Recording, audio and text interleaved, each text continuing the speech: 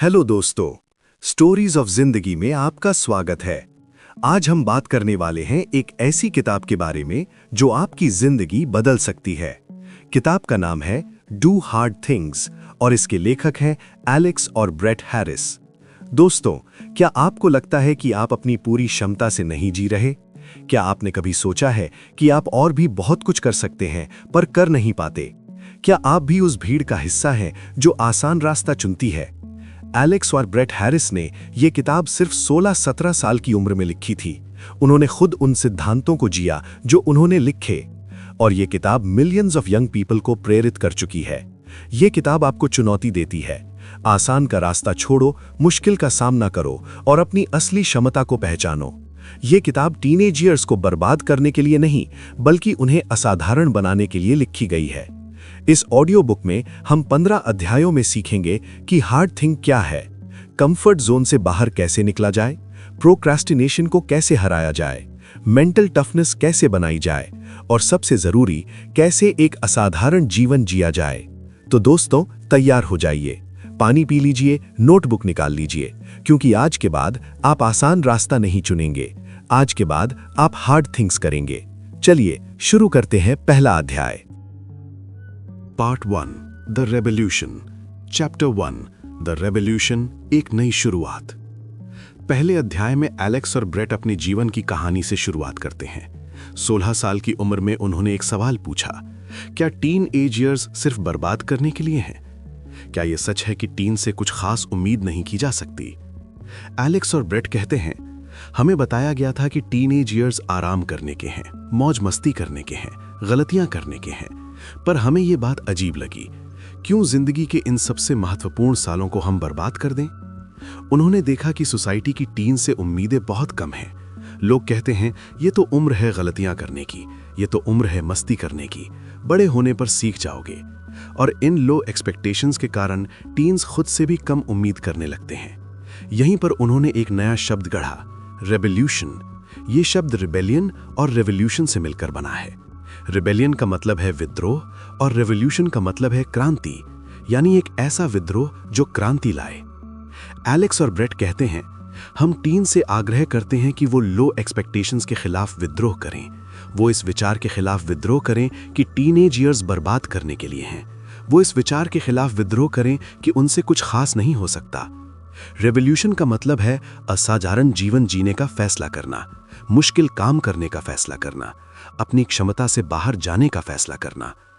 Alex और bread कहते हैं, हम तुम्हें कोई फॉर्मूला नहीं दे रहे, हम तुम्हें कोई गारंटी नहीं दे रहे, हम तुम्हें सिर्फ एक चुनौती दे रहे हैं, बाकी तुम पर है। Reflective questions. क्या तुम लो एक्सपेक्टेशन से संतुष्ट हो?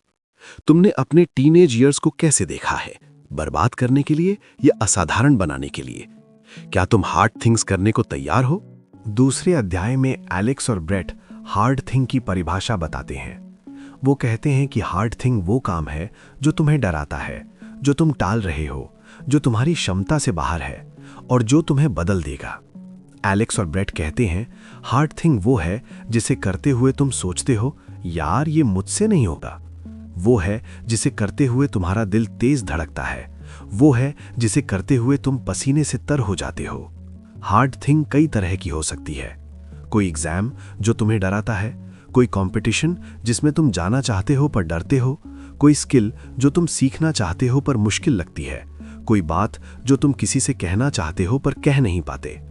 एलेक्स और ब्रेट कहते हैं, हार्ड थिंग वो है जो तुम टाल रहे हो, जो तुम कल पर टाल रहे हो, फिर परसों पर, फिर अगले हफ्ते पर, वही तुम्हारी हार्ड थिंग है। वो आगे बताते हैं कि हार्ड थिंग के 5 प्रकार होते हैं, जिनके बारे में आगे के चैप्टर्स में डिटेल में बताया जाएगा। पहली तरह, वो काम जो आपकी क्षमता से बाहर है। दूसरी तरह, वो काम जो आप टाल रहे हैं। तीसरी तरह, वो काम जो समाज को आपसे उम्मीद नहीं। चौथी तरह, वो काम जो लंबे समय तक करना पड़े। पांचवी तरह, वो काम जो दूसरों के लिए किए जाए। एलेक्स और ब्रेट कहते हैं, हार्ड थिंग करना आसान नहीं है, इसीलिए इसे हार्ड थिंग कहते हैं, पर यही वो चीज़ है जो तुम्हें बदल देगी, यही वो चीज़ है जो तुम्हें असाधारण बनाएगी। वो अपना उदाहरण देते हैं, जब उन्होंने ये किताब लिखने का फैसला किया तो लोगों ने कहा, तुम पागल हो, 16 साल की उम्र में किताब लिखोगे? ये उनके लिए हार्ड थिंग थी, पर उन्होंने कर दिखाया। एलेक्स और ब्रेट कहते हैं, हार्ड थिंग करने के फायदे अनगिनत हैं। तुम आत्मविश्वासी बनते हो, तुम मजबूत बनते हो, तुम सीखते हो कि तुम और भी बहुत कुछ कर सकते हो, और सबसे बड़ी बात, तुम अपनी असली क्षमता को पहचानते हो। Reflective questions. तुम्हारी हार्ड थिंग क्या है? कौन सा काम तुम टाल रहे हो? कौन सी चीज तुम्हें डराती है? क्या तुम उसे करने को तैयार हो? चैप्टर 3, कंफर्ट जोन का जाल। तीसरे अध्याय में एलेक्स और ब्रेट कंफर्ट जोन के बारे में बताते हैं।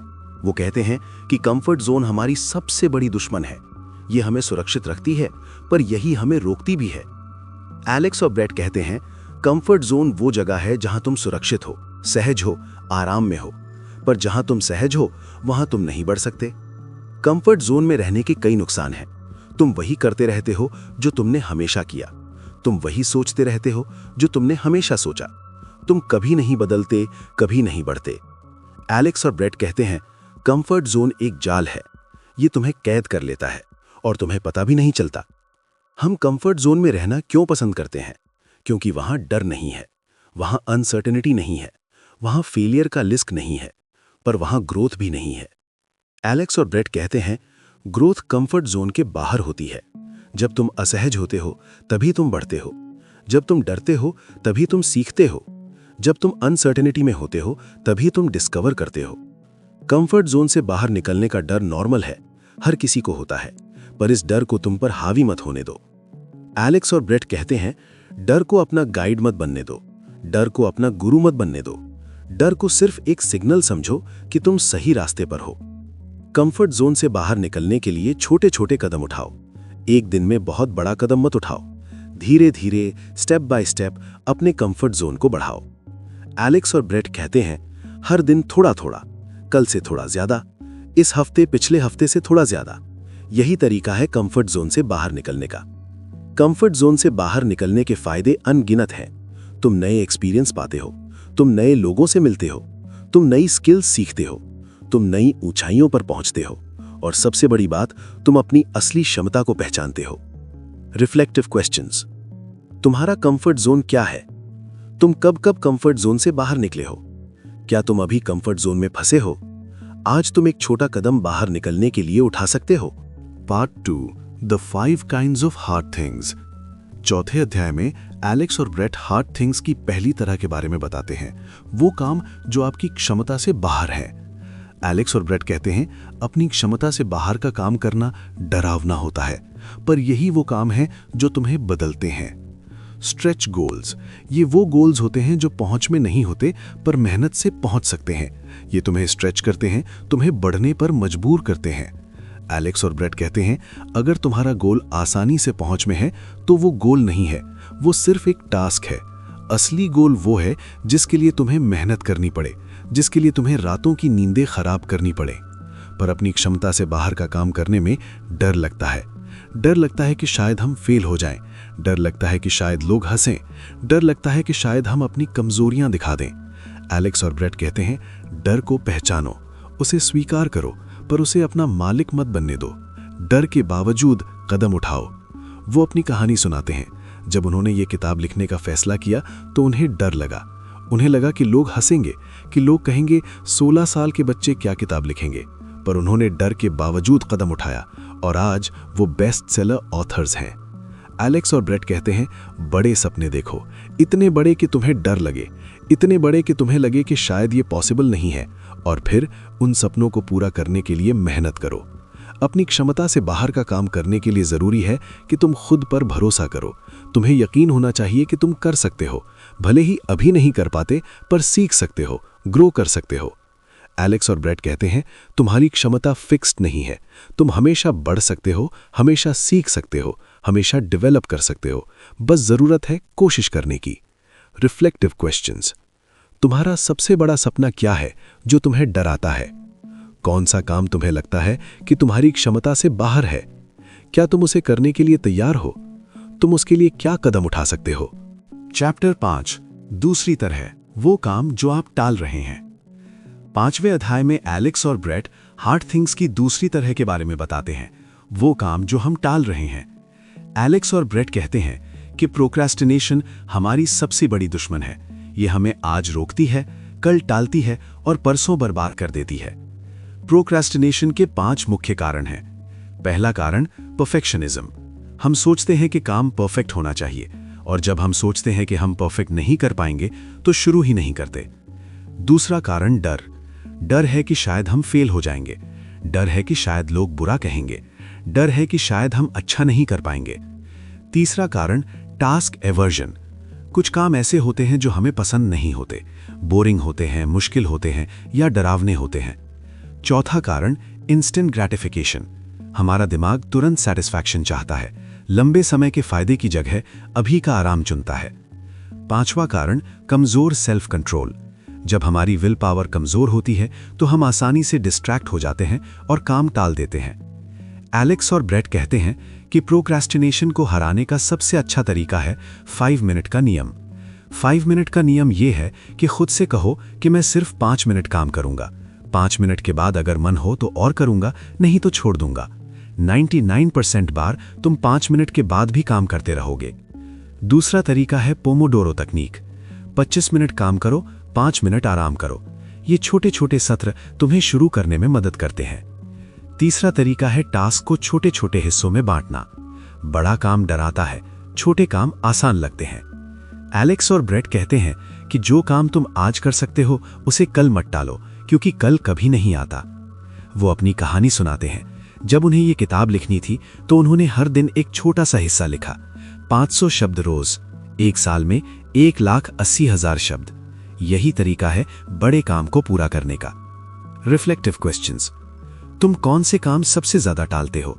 इन कामों को टालने के पीछे क्या कारण है? क्या तुम 5 मिनट का नियम ट्राई कर सकते हो? आज तुम कौन सा टाला हुआ काम करोगे? चैप्टर 6, तीसरी तरह, वो काम जो समाज को उम्मीद नहीं।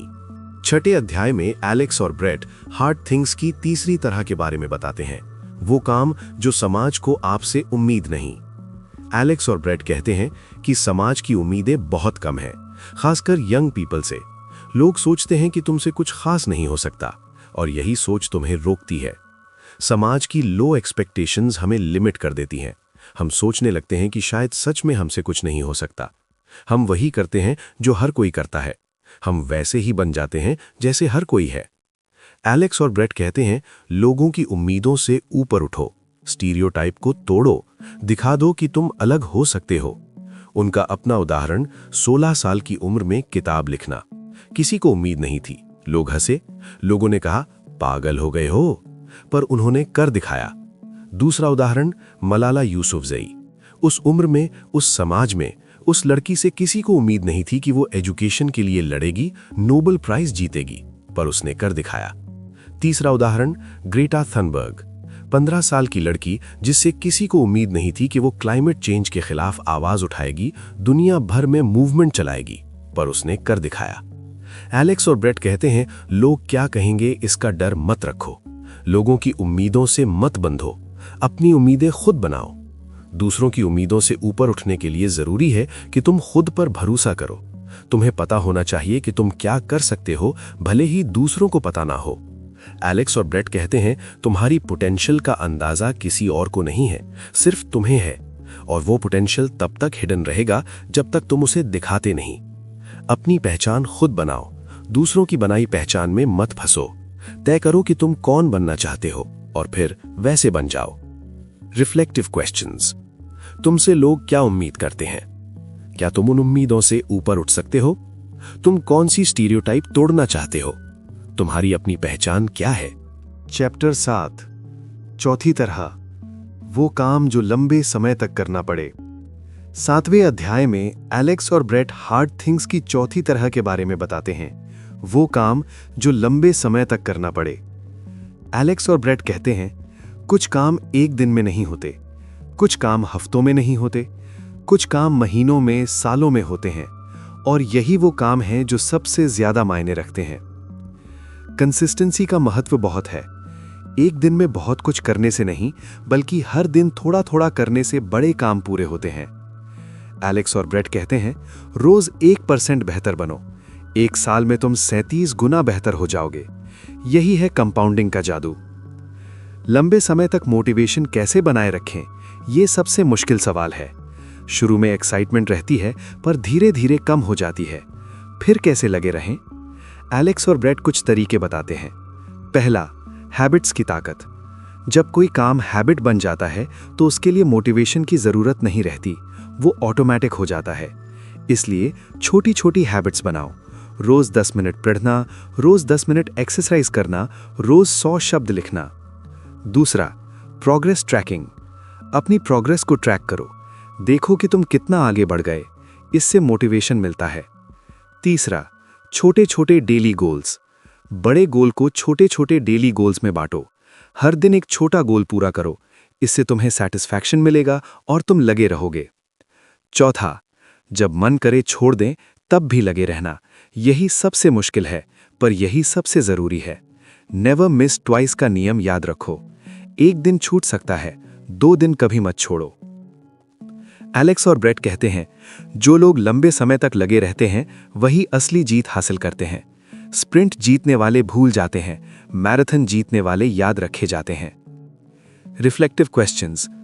तुम कौन सा काम लंबे समय से कर रहे हो? तुमने कब कब बीच में छोड़ा है? क्या तुम रोज छोटे छोटे कदम उठा सकते हो? तुम कैसे मोटिवेट रहते हो? 8वें अध्याय में एलेक्स और ब्रेट हार्ड थिंग्स की 5वीं और सबसे महत्वपूर्ण तरह के बारे में बताते हैं, वो काम जो दूसरों के लिए किए जाएं। एलेक्स और ब्रेट कहते हैं, सबसे बड़ी हार्ड थिंग वो है जो तुम दूसरों के लिए करते हो, क्योंकि इसमें तुम्हारा कोई पर्सनल गेन नहीं होता, सिर्फ देना होता है, लेना नहीं। सर्विस और सैक्रिफाइस का महत्व बहुत है। जब तुम दूसरों की मदद करते हो तो तुम न सिर्फ उनकी जिंदगी बदलते हो बल्कि अपनी भी बदलते हो। एलेक्स और ब्रेट कहते हैं, दूसरों की मदद करने से तुम्हें जो सेटिस्फैक्शन मिलता है वो किसी और चीज से नहीं मिलता। वो एहसास कि तुमने किसी की जिंदगी में फर्क किया, इससे बड़ा रिवॉर्ड और कुछ नहीं। दूसरों के लिए किए जाने वाले हार्ड थिंग्स कई तरह के हो सकते हैं। वॉलंटियर वर्क, किसी एनजीओ में वॉलंटियर करना, गरीब बच्चों को पढ़ाना, बूढ़ों की मदद करना, एनवायरनमेंट के लिए काम करना। कम्युनिटी सर्विस, अपने कम्युनिटी के लिए कुछ करना, पार्क साफ करना, ट्रीज लगाना, अवेयरनेस कैंपेन्स चलाना। छोटे छोटे एक्ट्स ऑफ काइंडनेस, किसी की मदद करना, किसी को सुनना, किसी को प्रोत्साहित करना, किसी के लिए कुछ अच्छा करना। एलेक्स और ब्रेट कहते हैं, छोटे छोटे एक्ट्स ऑफ काइंडनेस भी बहुत बड़ा फर्क डालते हैं। एक मुस्कान, एक थैंक यू, एक हेल्पिंग हैंड, ये सब हार्ड थिंग्स है। दूसरों की मदद करने से खुद को भी फायदा होता है। तुम्हारा आत्मविश्वास बढ़ता है, तुम्हारी एम्पैथी बढ़ती है, तुम्हारा पर्सपेक्टिव बदलता है, तुम्हें पता चलता है कि दुनिया सिर्फ तुम्हारे इर्द गिर्द नहीं घूमती। एलेक्स और ब्रेट कहते हैं, जब तुम दूसरों की मदद करते हो तो तुम असल में अपनी भी मदद कर रहे हो, तुम एक बेहतर इंसान बन रहे हो। Reflective questions. तुमने आखिरी बार कब किसी की मदद की थी? तुम किस एनजीओ या कॉज से जुड़ना चाहते हो? आज तुम किसके लिए एक छोटा सा एक्ट ऑफ काइंडनेस कर सकते हो? दूसरों की मदद करने से तुम्हें क्या मिलता है? Part 3, building mental toughness.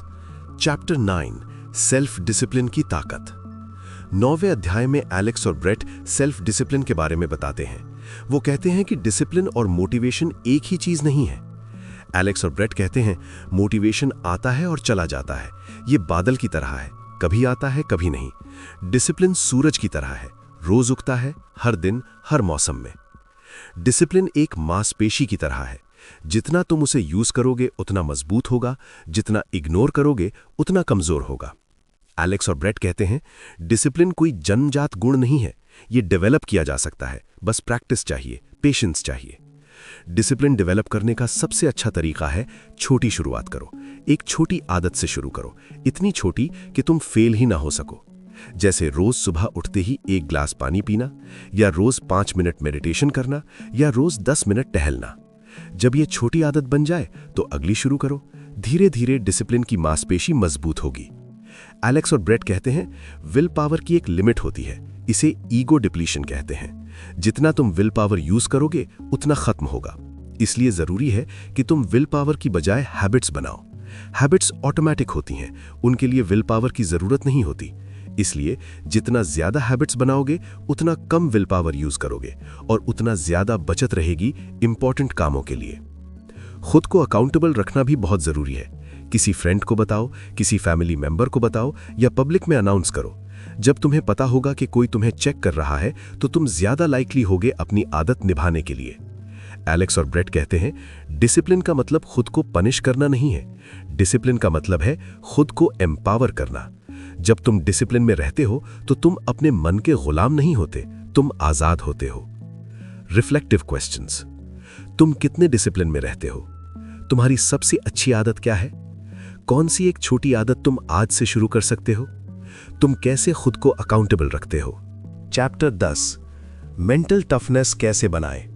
10वें अध्याय में एलेक्स और ब्रेट मेंटल टफनेस के बारे में विस्तार से बताते हैं। ये अध्याय उन सभी के लिए है जो मुश्किल वक्त में भी डटे रहना चाहते हैं, जो हार मानने के बजाय लड़ना चाहते हैं, जो कमजोर नहीं बल्कि मजबूत बनना चाहते हैं।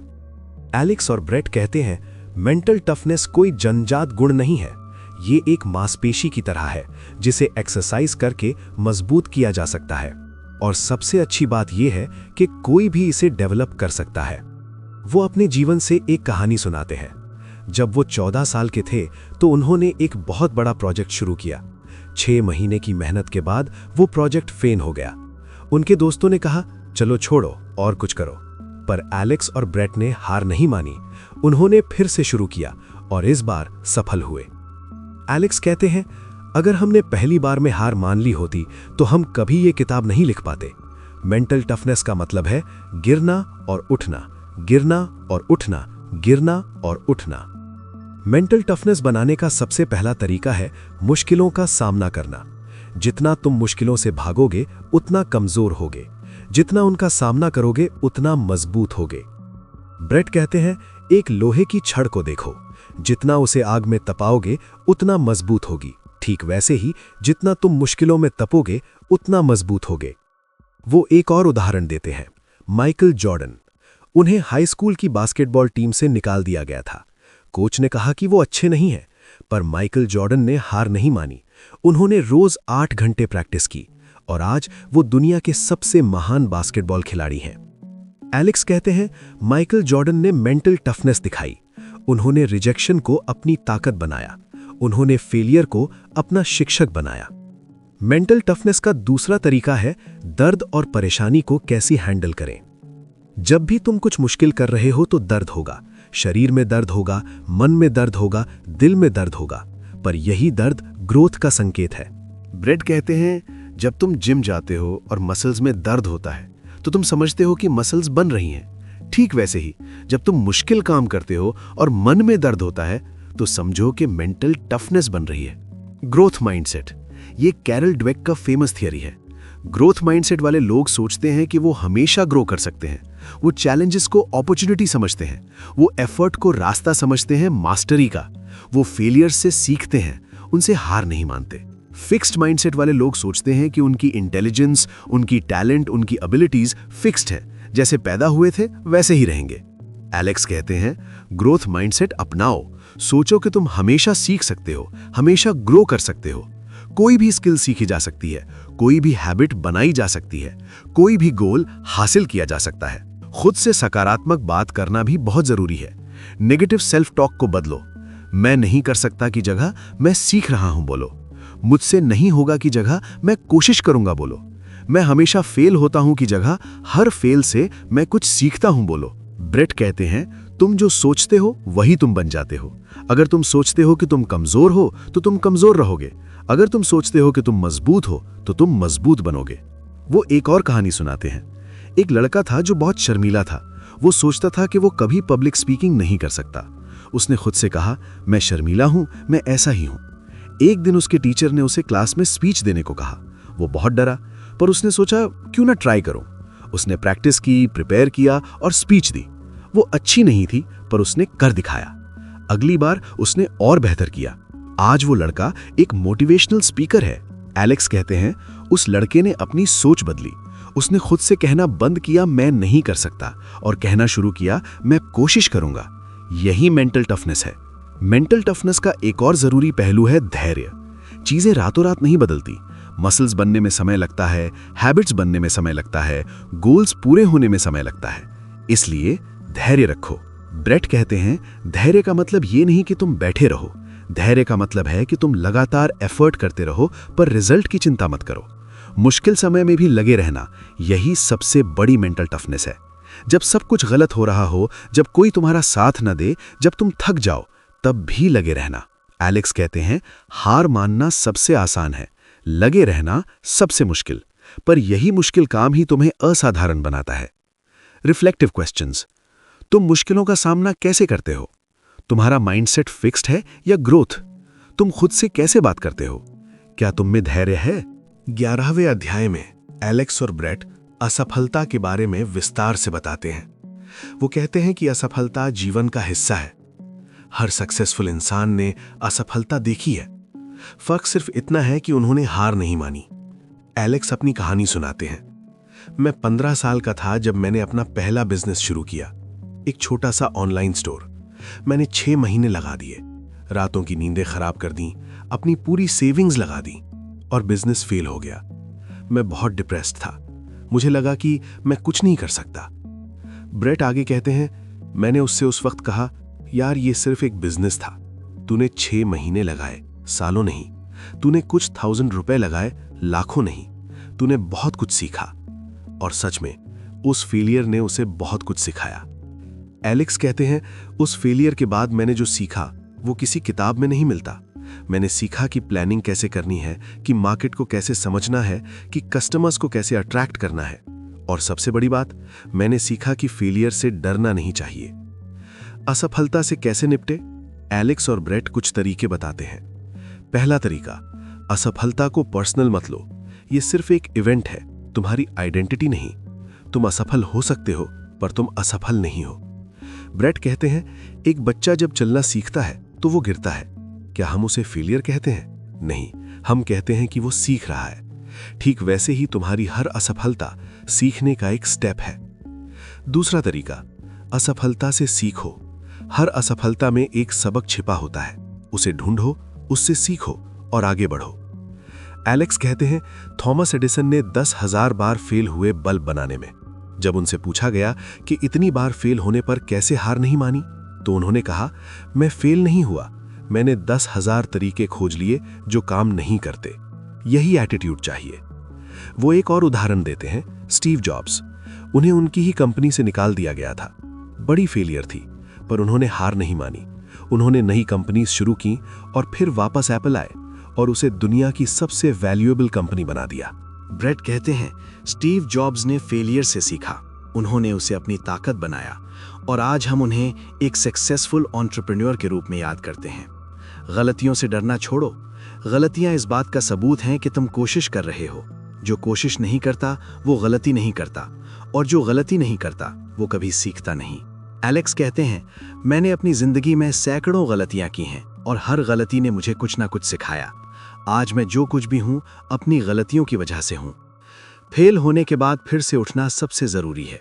एक बार गिर जाना कोई बड़ी बात नहीं, बड़ी बात है उठकर फिर से चलने की हिम्मत रखना। ब्रेट कहते हैं, एक बच्चे को देखो, वो गिरता है, रोता है, फिर उठता है, फिर गिरता है, फिर उठता है। वो कभी हार नहीं मानता और एक दिन वो चलने लगता है। हमें भी वैसा ही होना चाहिए। एलेक्स और ब्रेट अपनी असफलताओं की कहानियां सुनाते हैं। कितनी बार उन्हें रिजेक्शन मिली, कितनी बार लोगों ने उनका मजाक उड़ाया, कितनी बार उन्हें लगा कि अब और नहीं होगा, पर हर बार उन्होंने उठकर फिर से शुरू किया। एलेक्स कहते हैं, मैंने 20 पब्लिशर्स को अपनी किताब भेजी, 19 ने रिजेक्ट कर दिया, 20वें ने कहा हाँ हम पब्लिश करेंगे। अगर मैं 19 रिजेक्शंस के बाद हार मान लेता तो ये किताब कभी नहीं आती। असफलता के बाद आगे बढ़ने का तरीका, पहला, खुद को समय दो। असफलता के बाद दुख होना नॉर्मल है, उस दुख को महसूस करो पर उसमें डूबो मत।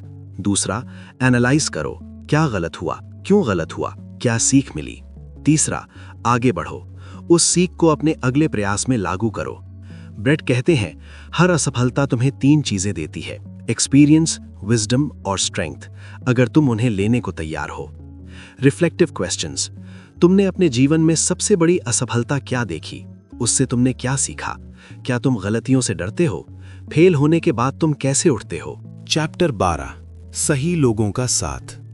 12वें अध्याय में एलेक्स और ब्रेट सही लोगों के साथ के बारे में विस्तार से बताते हैं। वो कहते हैं कि तुम उन 5 लोगों के एवरेज होते हो जिनके साथ तुम सबसे ज़्यादा टाइम बिताते हो।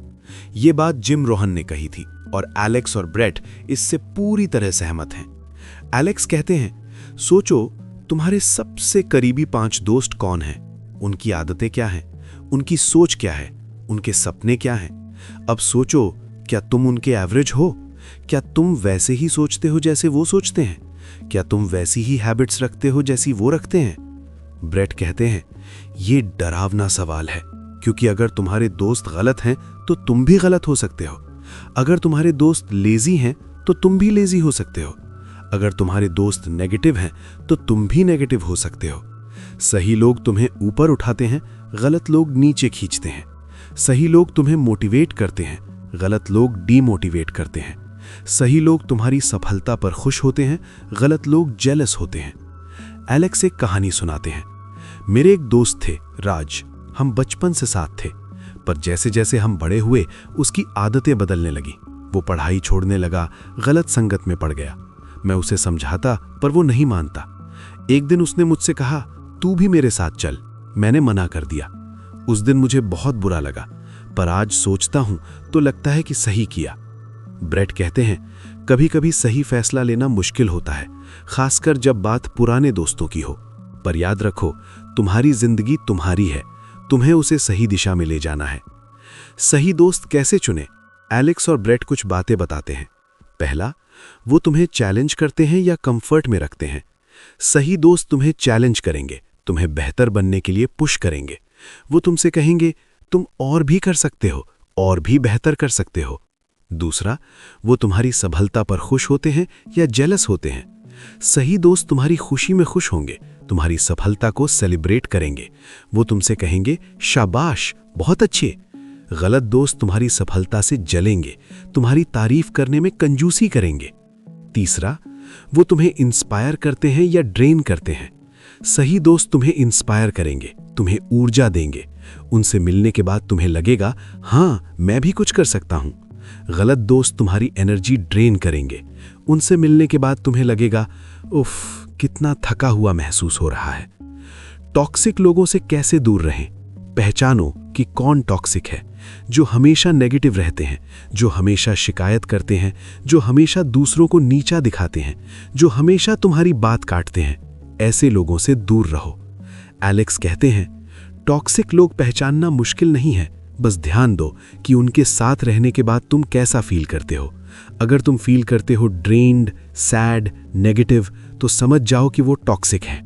ब्रेट कहते हैं, अकेले रहना बुरे लोगों के साथ रहने से बेहतर है।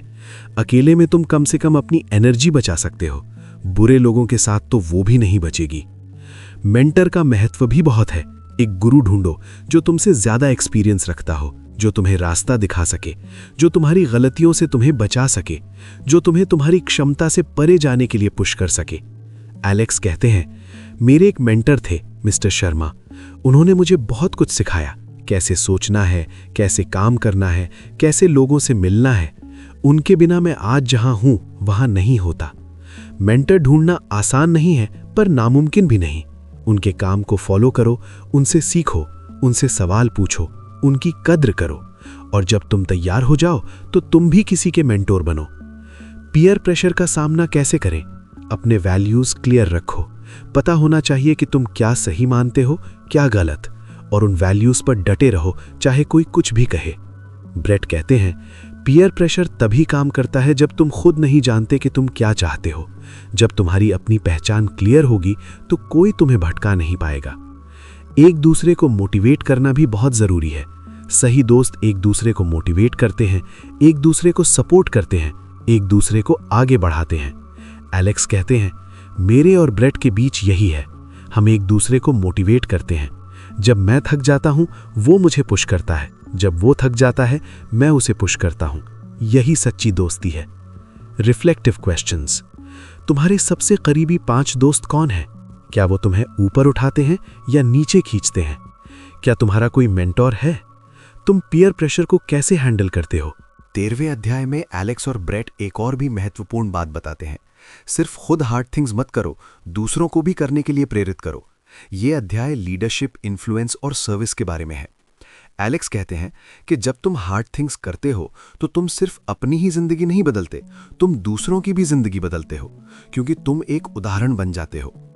ब्रेट कहते हैं, एक मोमबत्ती सोचो, वो खुद जलती है पर उससे और मोमबत्तियां जल सकती हैं। ठीक वैसे ही तुम्हारी सफलता से और भी लोग प्रेरित हो सकते हैं। उदाहरण बनो, लोग देखते हैं, लोग सीखते हैं। जब तुम कुछ कर दिखाते हो तो दूसरे सोचते हैं, अगर ये कर सकता है तो मैं भी कर सकता हूं। एलेक्स एक कहानी सुनाते हैं, मेरे छोटे कजिन को देखो, वो मुझे देखता है, वो देखता है कि मैं कैसे पढ़ता हूं, कैसे मेहनत करता हूं, कैसे हार्ड थिंग्स करता हूं। एक दिन उसने मुझसे कहा, मैं भी तुम्हारी तरह बनना चाहता हूं। उस दिन मुझे एहसास हुआ कि मैं सिर्फ अपने लिए नहीं, उसके लिए भी जिम्मेदार हूं। लीडरशिप कैसे डेवलप करें? लीडरशिप का मतलब अथॉरिटी नहीं है, लीडरशिप का मतलब है इन्फ्लुएंस। तुम बिना किसी पद के भी लीडर बन सकते हो, तुम बिना किसी टाइटल के भी लोगों को प्रभावित कर सकते हो। ब्रेट कहते हैं, लीडरशिप का पहला नियम है उदाहरण बनो। जैसा तुम चाहते हो कि दूसरे करें वैसा खुद करो। अगर तुम चाहते हो कि दूसरे मेहनत करें तो खुद मेहनत करो। अगर तुम चाहते हो कि दूसरे ईमानदार रहें तो खुद ईमानदार रहो। दूसरा नियम, दूसरों की मदद करो, उनकी समस्याएं सुनो, उनके सवालों के जवाब दो, उन्हें रास्ता दिखाओ, उन्हें अपना समय दो, अपनी एनर्जी दो, अपना नॉलेज दो। एलेक्स कहते हैं, मुझे याद है जब मैं छोटा था तो एक बुजुर्ग ने मेरी बहुत मदद की। उन्होंने मुझे सिखाया कि कैसे सोचना है, कैसे काम करना है।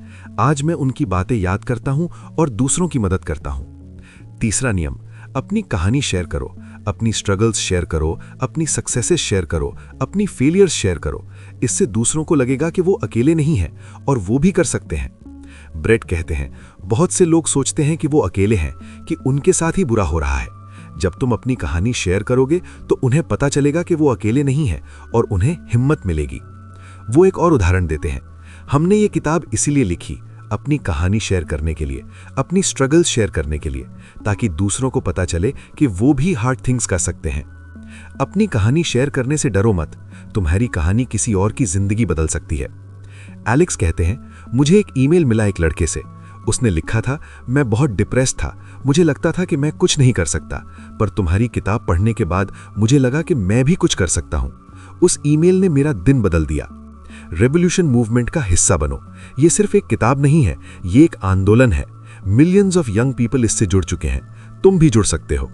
ब्रेट कहते हैं, हम अकेले नहीं हैं, हम मिलियंस हैं, और जब मिलियंस लोग एक साथ हार्ड थिंग्स करते हैं तो दुनिया बदल जाती है। तुम भी इस मूवमेंट का हिस्सा बन सकते हो। अपने दोस्तों को बताओ, अपने परिवार को बताओ, सोशल मीडिया पर शेयर करो, दूसरों को प्रेरित करो। एलेक्स कहते हैं, याद रखो, तुम्हारी एक छोटी सी बात, एक छोटा सा काम किसी की जिंदगी बदल सकता है। इसलिए शेयर करो, इंस्पायर करो, हेल्प करो। रिफ्लेक्टिव क्वेश्चंस, तुम किसके लिए उदाहरण हो? तुम दूसरों को कैसे प्रेरित कर सकते हो? क्या तुम अपनी कहानी शेयर करने को तैयार हो? क्या तुम रेवोल्यूशन मूवमेंट का हिस्सा बनना चाहोगे? Part 5, living the hard things life, chapter 14, हर दिन 1% बेहतर बनो। 14वें अध्याय में एलेक्स और ब्रेट कंपाउंडिंग के जादू के बारे में बताते हैं। वो कहते हैं कि छोटे छोटे सुधार बड़े बड़े बदलाव लाते हैं। एलेक्स और ब्रेट कहते हैं, अगर तुम हर दिन 1% बेहतर बनो तो 1 साल में तुम 37 गुना बेहतर हो जाओगे। यही है कंपाउंडिंग का जादू। 1% बेहतर होने का मतलब है रोज थोड़ा थोड़ा सुधार। आज से कल थोड़ा बेहतर, इस हफ्ते पिछले हफ्ते से थोड़ा बेहतर, इस महीने पिछले महीने से थोड़ा बेहतर। एलेक्स और ब्रेट कहते हैं, बड़े बदलाव की जरूरत नहीं, छोटे छोटे बदलाव लगातार लंबे समय तक, यही सफलता का राज है। रोजाना की आदतों की ताकत बहुत बड़ी है। तुम जो रोज करते हो वही तुम बन जाते हो। इसलिए अपनी डेली हैबिट्स पर ध्यान दो। एलेक्स और ब्रेट कहते हैं, तुम्हारी हैबिट्स ही तुम्हारी डेस्टिनी है। अच्छी हैबिट्स तुम्हें आगे ले जाएंगी, बुरी हैबिट्स पीछे खींचेंगी। अपने प्रोग्रेस को ट्रैक करना बहुत जरूरी है। एक जर्नल रखो, लिखो कि तुमने आज क्या किया, कल क्या करना है। इससे तुम्हें पता चलेगा कि तुम कहाँ हो, कहाँ जाना है। एलेक्स और ब्रेट कहते हैं, जो मेजर होता है वो इम्प्रूव होता है। खुद को सेलिब्रेट करना भी बहुत जरूरी है। छोटी छोटी जीत का जश्न बनाओ। जब तुम एक छोटा सा गोल पूरा करो तो खुद को ट्रीट दो, इससे तुम्हारा मोटिवेशन बना रहेगा। एलेक्स और ब्रेट कहते हैं, हर कदम सेलिब्रेट करो, हर उपलब्धि को रिकॉग्नाइज करो, यही तुम्हें आगे बढ़ाता रहेगा। कभी पीछे मत देखो, बस आगे बढ़ो। पुरानी गलतियों पर मत उलझो, पुरानी असफलताओं में मत डूबो। आगे देखो, आगे बढ़ो। Reflective questions. तुम आज कल से 1% बेहतर कैसे हो सकते हो? तुम्हारी सबसे अच्छी हैबिट क्या है? क्या तुम अपने प्रोग्रेस को ट्रैक करते हो? तुम अपनी छोटी छोटी जीत कैसे सेलिब्रेट करते हो? चैप्टर 15 अब शुरू करो आपका 30 डे हार्ड थिंग्स चैलेंज। 15वें और आखिरी अध्याय में एलेक्स और ब्रेट एक चैलेंज देते हैं, 30 डे हार्ड थिंग्स चैलेंज। ये चैलेंज तुम्हें हार्ड थिंग्स करने की आदत डालने में मदद करेगा। एलेक्स और ब्रेट कहते हैं 30 दिन इतने लंबे नहीं कि तुम डर जाओ और इतने छोटे नहीं कि कुछ हो ही ना सके। 30 दिन में तुम एक नई आदत डाल सकते हो। ये रहा 30 डे हार्ड थिंग्स चैलेंज, हफ्ते दर हफ्ते। वीक 1 अपने कंफर्ट जोन से बाहर निकलो। पहले हफ्ते में हर दिन एक ऐसा काम करो जो तुम्हारे कंफर्ट जोन से बाहर हो। छोटा छोटा काम, जैसे किसी अजनबी से बात करना, कोई नई डिश बनाना, सुबह जल्दी उठना। वीक 2 प्रोक्रेस्टिनेशन पर जीत। दूसरे हफ्ते में हर दिन एक ऐसा काम करो जिसे तुम टाल रहे थे। छोटा छोटा काम, जैसे कोई ईमेल लिखना, कोई फोन करना, कोई असाइनमेंट पूरा करना। वीक 3 दूसरों के लिए कुछ करो। तीसरे हफ्ते में हर दिन किसी और के लिए कुछ करो। छोटा छोटा काम, जैसे किसी की मदद करना, किसी की तारीफ करना, किसी को सरप्राइज देना। वीक 4 लंबे समय तक लगे रहो। चौथे हफ्ते में एक ऐसा काम चुनो जो लंबे समय तक करना है और उसे रोज करो, जैसे रोज 10 मिनट पढ़ना, रोज 10 मिनट एक्सरसाइज करना, रोज 100 शब्द लिखना। एलेक्स और ब्रेट कहते हैं 30 दिन के बाद तुम देखोगे कि तुम बदल चुके हो और यही शुरुआत है। असली जर्नी तो अब शुरू होती है। उनका आखिरी संदेश, 2 हार्ड थिंग्स, ये सिर्फ एक किताब का नाम नहीं है, ये एक कॉल टू एक्शन है, ये एक चैलेंज है, ये एक इन्विटेशन है। एलेक्स और ब्रेट कहते हैं आज से शुरू करो, कल से नहीं, सोमवार से नहीं, नए साल से नहीं, आज से। एक छोटा कदम उठाओ, एक छोटी हार्ड थिंग करो, फिर दूसरी, फिर तीसरी। देखते देखते तुम हार्ड थिंग्स करने में माहिर हो जाओगे। Reflective questions. तुम 30 डे चैलेंज के लिए तैयार हो? पहले हफ्ते में तुम कौन सा काम करोगे? दूसरे हफ्ते में कौन सा टाला हुआ काम? आज तुम पहला कदम क्या उठा सकते हो? कंक्लूजन, अब तुम्हारी बारी है। दोस्तों, हमें सफर के आखिर में आ गए हैं। एलेक्स और ब्रेट हैरिस की डू हार्ड थिंग्स से हमने बहुत कुछ सीखा। हमने सीखा कि रिबेल्यूशन क्या है, लो एक्सपेक्टेशंस के खिलाफ विद्रोह। हमने सीखा कि हार्ड थिंग क्या है और इसके 5 प्रकार क्या हैं। हमने सीखा कि कंफर्ट जोन से बाहर कैसे निकला जाए। हमने सीखा कि प्रोक्रेस्टिनेशन को कैसे हराया जाए। हमने सीखा कि समाज की उम्मीदों से ऊपर कैसे उठा जाए। हमने सीखा कि लंबे समय तक कैसे लगे रहा जाए। हमने सीखा कि दूसरों के लिए कैसे काम किया जाए। हमने सीखा कि मेंटल टफनेस कैसे बनाई जाए। हमने सीखा कि सही लोगों का साथ कैसे चुना जाए और हमने सीखा कि हर दिन 1% बेहतर कैसे बना जाए। अब ये सब तुम पर डिपेंड करता है। एलेक्स और ब्रेट ने रास्ता दिखा दिया है, उन्होंने चुनौती दे दी है। अब तुम्हें डिसाइड करना है, क्या तुम वही करोगे जो हर कोई करता है या तुम कुछ अलग करोगे। एलेक्स और ब्रेट का आखिरी संदेश, डू हार्ड थिंग्स। ये सिर्फ एक किताब नहीं है, ये एक जीवन जीने का तरीका है, ये एक माइंडसेट है, ये एक मूवमेंट है। डू हार्ड थिंग्स का मतलब है आसान का रास्ता मत चुनो। वो करो जो मुश्किल है, वो करो जो तुम्हें डराता है, वो करो जो तुम टाल रहे हो, क्योंकि यही वो काम है जो तुम्हें बदलेंगे, यही वो काम है जो तुम्हें असाधारण बनाएंगे। The best time to start was yesterday, the second best time is now. धन्यवाद। दोस्तों, ये थी एलेक्स और ब्रेट हैरिस की किताब डू हार्ड थिंग्स की कहानी। इस ऑडियो बुक में हमने सीखा कि कैसे आसान रास्ता छोड़कर मुश्किल का सामना करना है, कैसे लो एक्सपेक्टेशन से ऊपर उठना है और कैसे एक असाधारण जीवन जीना है। अगर ये ऑडियो बुक आपको पसंद आया तो लाइक करें, शेयर करें अपने दोस्तों के साथ, खासकर उनके साथ जो अपनी जिंदगी में कुछ बड़ा करना चाहते हैं। स्टोरीज ऑफ जिंदगी चैनल को सब्सक्राइब करें ताकि ऐसी ही लाइफ चेंजिंग स्टोरीज आप तक आती रहें। कमेंट में बताएं आपके लिए हार्ड थिंग क्या है जिसे आप आज टाल रहे हो, और आप 30 डे हार्ड थिंग्स चैलेंज के लिए तैयार हैं। धन्यवाद दोस्तों, स्टोरीज ऑफ जिंदगी के साथ जुड़ने के लिए शुक्रिया। अगली बार मिलते हैं एक नई कहानी के साथ। तब तक याद रखो,